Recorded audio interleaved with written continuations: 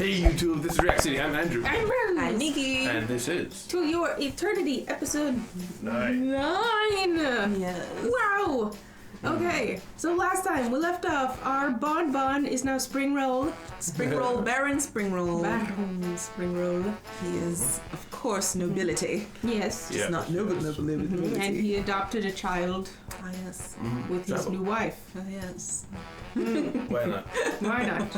I still have reservations about the lengths they went to with this plan, but hey, they're doing it. And, I'm just hoping he doesn't die, and if he does, it actually is a happy ending. Yeah. Oh, I hope he doesn't. Let it just res him, and he goes back to Iris. Okay, yeah. Speaking of, Fushi still doesn't know he can res people. Yes. He doesn't know he's a spawn point. Yes. But That he can make his friends immortal. The question still remains, do they remember things? But, yeah. We'll find out what we'll find out. Yeah. So maybe we'll find out in this episode. Guys, remember to hit the like button, remember to hit the subscribe button, and also check out the Patreon in the description to see these episodes a whole week early, as well as the uncut version of these episodes. And also check out the description to see the link to our merch store. Let's get right into the show.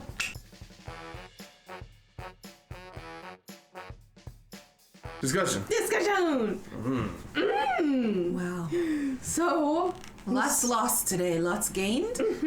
But it was starting in the city, he was just trying to save as many people as possible. Yeah. Really, it's pretty much what I had expected. Like, I'd hoped for Fushi to have made some massive change, but he's really just still just fighting the knockers. There's not a huge difference in his attitude towards them. He was more effective than we've seen before, even though he lost a lot here. True. Yeah. And he was definitely using his different Forms. his different forms well. Like butter. Like, yeah, just in between, like, you know, butter? talk to this person. Yeah, like run- smooth. Oh, okay. Yeah, very, very well, very well. And I think that's just to show he has completely mastered this aspect where of swapping in and out of people, which is something in the beginning of the season he was still trying to work on a little bit. So now we've moved on from that, and at the end, that's something else. Yes. So to help move the story along, they also take these away so that he has to build towards something new. So in this fight, we see that the knockers, knowing that the knockers from the beginning already had another game set up, they're fully willing to sacrifice themselves for this greater plan. Yeah. So I'm wondering what the point of this start was. Like, they could have invited him from the beginning. What was the point of attacking this town? Like, it's also the capital of the Church of Bennett. Well, So- it was it was right where they were before. So they were saying in last episode, they were saying, oh, it would be difficult for us to fight there because everybody knows us and we're trying to stay out of sight of them specifically. So I guess that it was just to make it difficult, but they're like, okay, we're losing, so next plan, Okay. kind of thing. Unfortunately, Fushi is still doing the head-on thing, and just keeps changing forms and keeps losing them. And he was about to keep doing that if it wasn't for his horse and his friends here. Yeah. Oh, we also see him using Sandal's form. Yes. Yes. Yeah. Sorry for our excitement that was ill-placed. Aside from that, they had that one guard who he was just talking to. I Yeah. first thought it was Kohaku, but then it wasn't Kohaku, so what was that guy? I almost thought it was Fushi in there, just act like Yeah, me too. turned into a guard somehow. I don't know, or got guard clothes and was trying to get the people. But then we realized no, it's none of them. But he's also bleeding out and not feeling it. Yeah. So there's and no, you can't see anything. So I think when he was like, is it a knocker?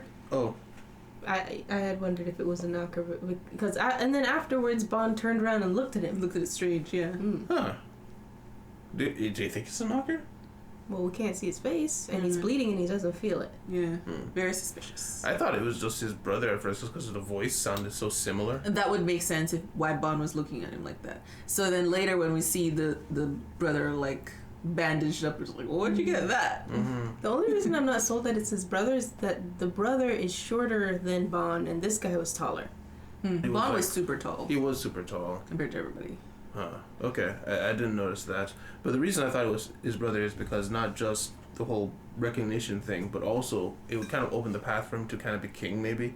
I know that's possibly just dropped as an ambition. Oh yeah, because But- if he dies, Yeah, then the Bond. path opens back up. Yeah, and especially if the Church of Bennett is kind of thrown in shambles here. Crippled a little bit. Yeah, so it might allow for a resurrected Bond to continue living. And also like some weird illness perhaps, or maybe there's like his the father was like, see, look at what your brother does. He spends his time building hospitals. Like maybe he has some illness that nobody knows about.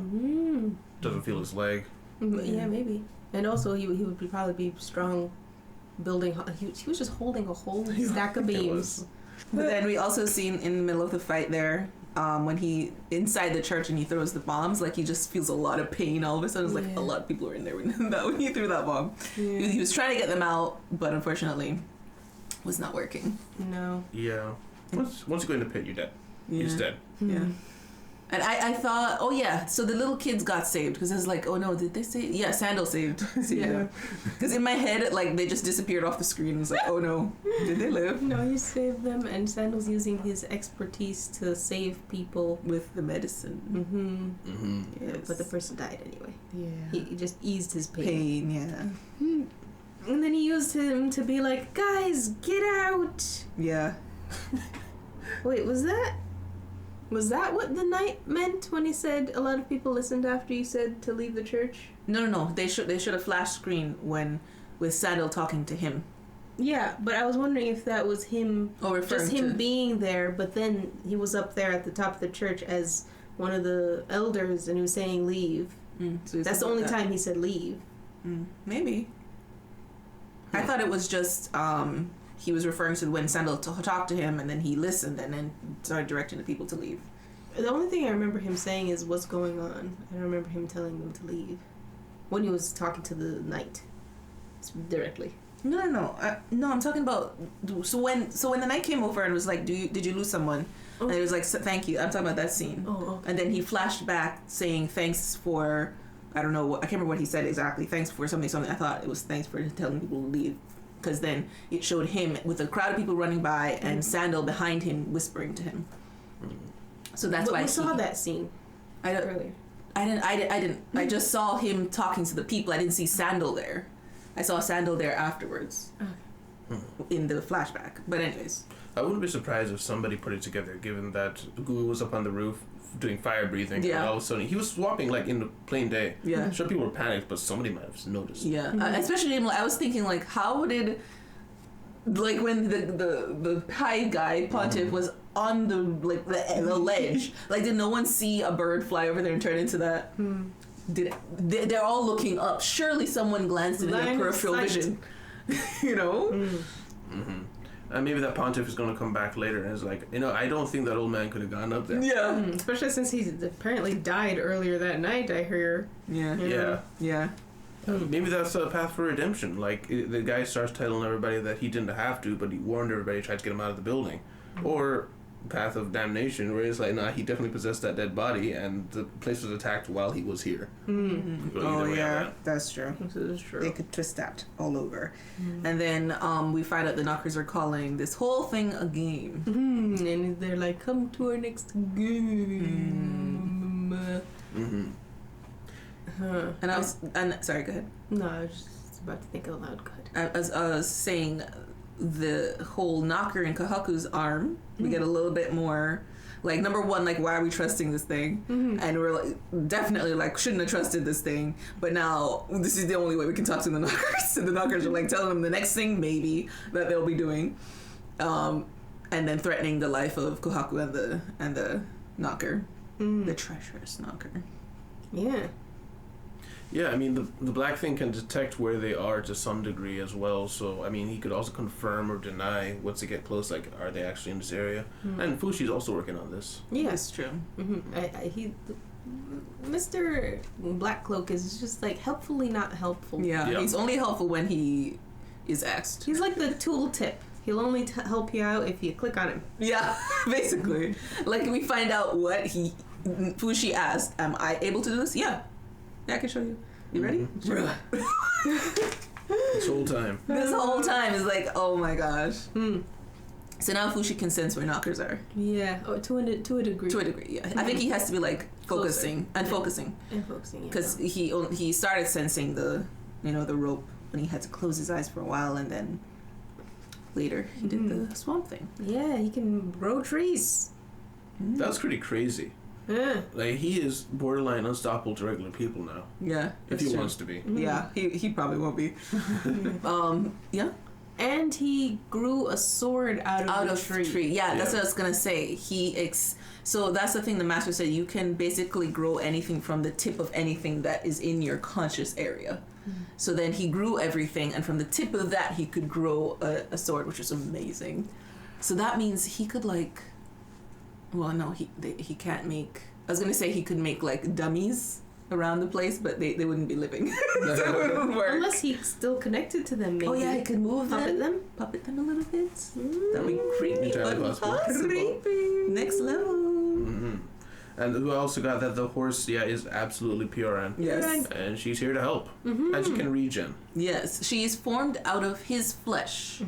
So her Phi went into a bit of his flesh. Master probably just took it when he was sleeping. I'm having real Adam Eve vibes from that. Oh yeah. I took your rib while you were sleeping, son. Yeah. I guess we're just gonna leave that there. Yeah. But yeah, I wonder if Horse PIORAN still conscious? knows that she's PIORAN, or if it just feels attached to him. To him, yeah, for that's some a reason. good question. Because Horse PIORAN can't talk to him right now. There's the other thing I was wondering: if he turns into a horse, can he talk horse? He should, right? Talk horse? Yeah, because then he could talk to PIORAN.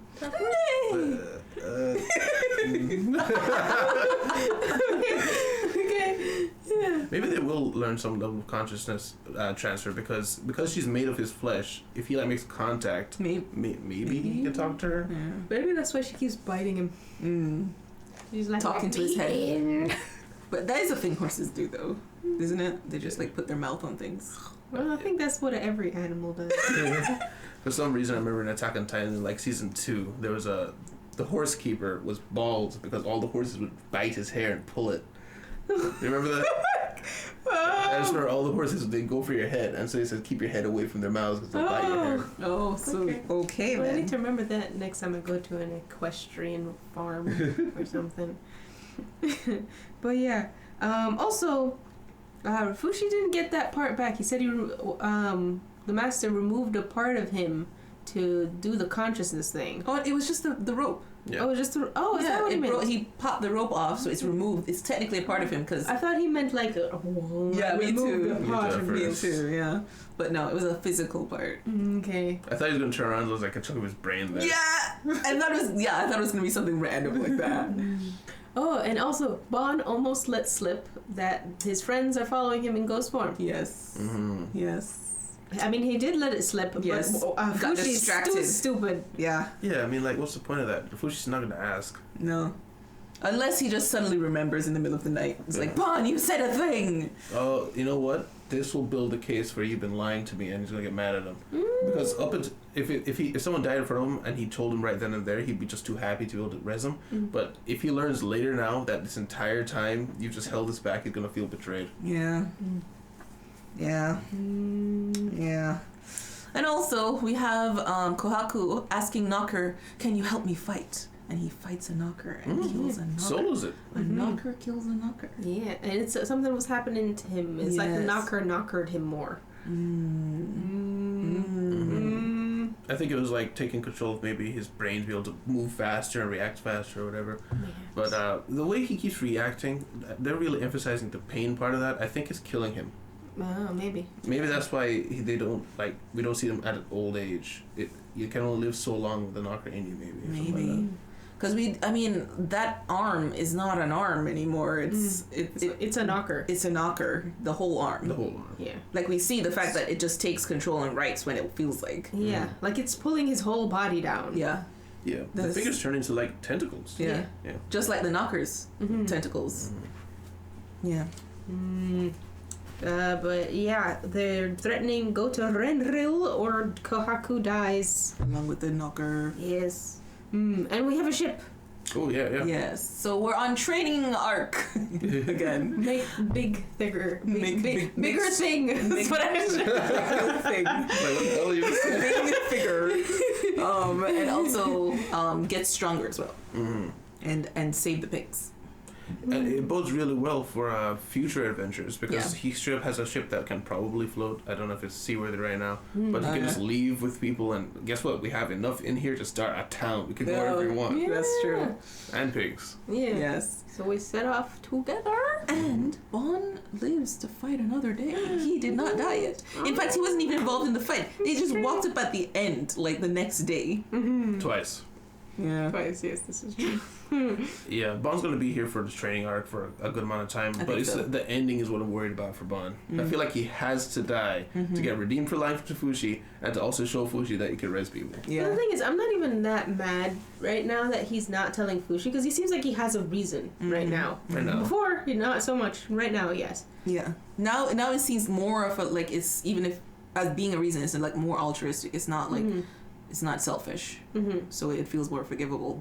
Yet Fushi will be angry about it still. Probably. Something I'm wondering, if Fushi resurrects somebody and they come back, can he still turn into them?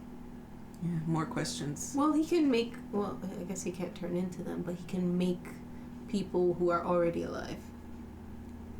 True, yeah. But he hasn't. I He hasn't think tried to turn into them yet, though. I think there would just be two of them. But maybe we'll find out in the next episode, guys. Remember to hit the like button, remember to hit the subscribe button. Also, check out the Patreon in the description to see these episodes a whole week early, as well as the uncut version of these episodes. And remember to check out the descriptions for the link to our merch store. We'll see you guys next time. Bye. Oh, bye. Special thanks to our patrons, Deli, Andrew, Tyrone, and James Lee.